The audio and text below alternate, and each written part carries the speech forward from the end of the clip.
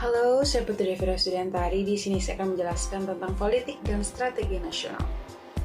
Politik adalah sebuah proses pembentukan pembagian kekuasaan yang ada di masyarakat dalam bentuk sebuah proses pembuatan keputusan yang berkaitan dengan tatanan kenegaraan.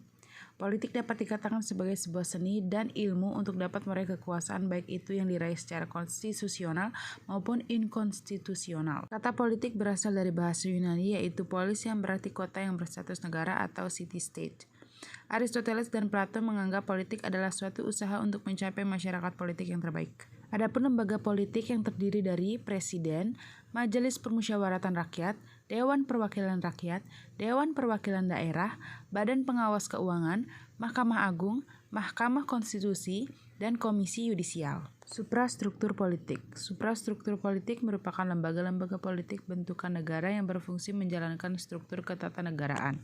Maksudnya adalah lembaga-lembaga tersebut memiliki kewenangan tidak hanya menjalankan fungsi struktur, tapi juga menciptakan, mengontrol, dan mengawasi struktur kenegaraan di bawahnya. Pengertian paling sederhana dari suprastruktur politik adalah lembaga tinggi negara.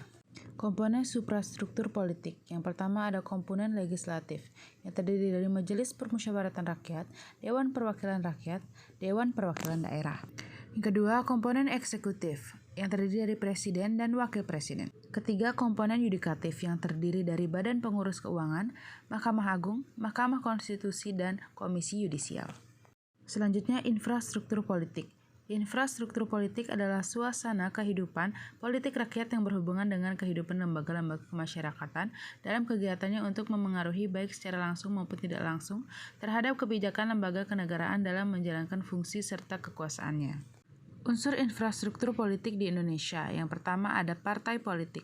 Partai politik adalah suatu kelompok terorganisir yang anggota-anggotanya mempunyai orientasi, nilai-nilai, dan cita-cita yang sama. Kedua, kelompok kepentingan. Kelompok kepentingan adalah sejumlah orang yang memiliki kesamaan sifat, sikap, kepercayaan, dan tujuan sepakat mengorganisasikan diri untuk melindungi dan mencapai tujuan. Tiga, kelompok penekanan. Kelompok penekanan merupakan sekelompok manusia yang berbentuk lembaga kemasyarakatan yang kegiatannya memberikan tekanan kepada pihak penguasa agar keinginannya dapat diakomodasi. 4. Media komunikasi politik.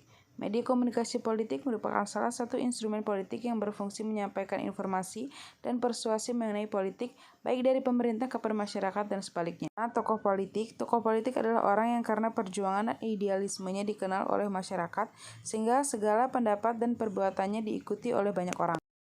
Strategi nasional adalah cara melaksanakan politik nasional dalam mencapai sasaran dan tujuan yang ditetapkan oleh politik nasional.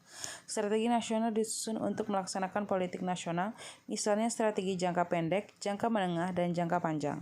Rencana Pembangunan Jangka Menengah Nasional 2015-2019 yaitu: yang pertama, norma pembangunan; 3, dimensi pembangunan; ketiga, kondisi sosial, politik, hukum, dan keamanan yang stabil; keempat, quick wins atau hasil pembangunan yang dapat segera dilihat hasilnya. Implementasi strategi politik nasional. Yang pertama ada bidang hukum, kedua bidang ekonomi, ketiga bidang politik baik dalam maupun luar negeri, dan yang terakhir bidang sosial budaya. Sekian penjelasan saya tentang politik dan strategi nasional. Terima kasih.